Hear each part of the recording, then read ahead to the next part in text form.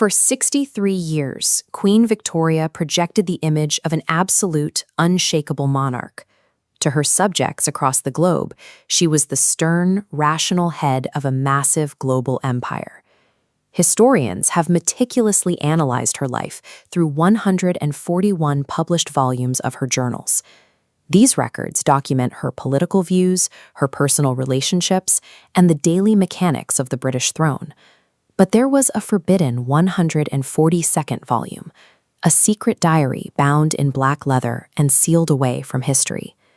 Inside, Victoria recorded her private experiences with the supernatural.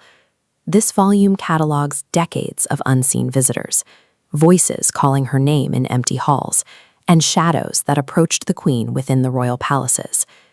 This diary functions as a psychological confession. It reveals the internal reality of a ruler who was surrounded by the noise of millions, yet navigated the immense burden of her crown in profound emotional isolation. Long before she became queen, Victoria was essentially a captive within Kensington Palace.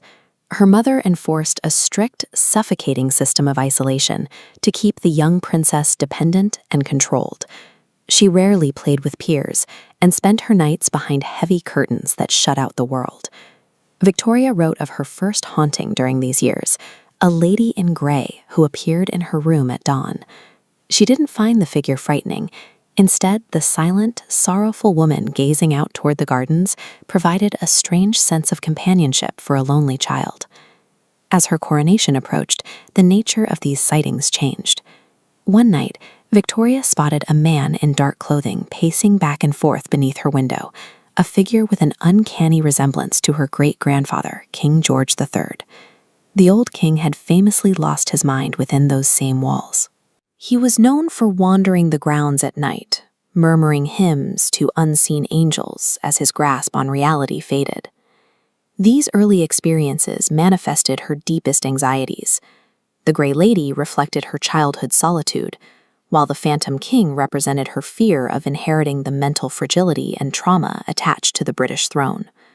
As Victoria's reign began, her travels to historic royal estates exposed her to the violent and tragic history embedded in their architecture. At Hampton Court, Victoria recorded hearing the screams of Catherine Howard echoing through the haunted gallery. This was the same hallway where the young queen had fled, pleading for her life before being executed by Henry VIII. In Scotland, at the Palace of Holyrood House, Victoria encountered the spirit of Mary, Queen of Scots. She described a graceful woman in white who moved through the chambers with an expression of calm despair. Writing in her secret diary, Victoria noted a surprising reaction to these encounters. She stated that she felt no fear, only kinship toward these figures. Victoria felt deeply trapped by the duties and expectations of her own station. She identified with these restless spirits, projecting her internal feelings of being silenced by power onto the tragic women of her lineage. The death of Prince Albert in 1861 shattered Victoria's reality. She withdrew from public life and spent the next 4 decades cloaked in perpetual mourning. This loss changed the character of her experiences. The ghosts she recorded were no longer historical omens or distant ancestors. They were deeply personal. She began feeling Albert's presence in her daily life, from the scent of his cologne to the weight of an invisible hand on hers. She eventually hosted secret seances inside Buckingham Palace, seeking any possible connection to her late husband. At Balmoral Castle, this devotion took a haunting form. Victoria would sit in the empty chapel at midnight, listening as an invisible musician played Albert's favorite funeral hymn on the organ.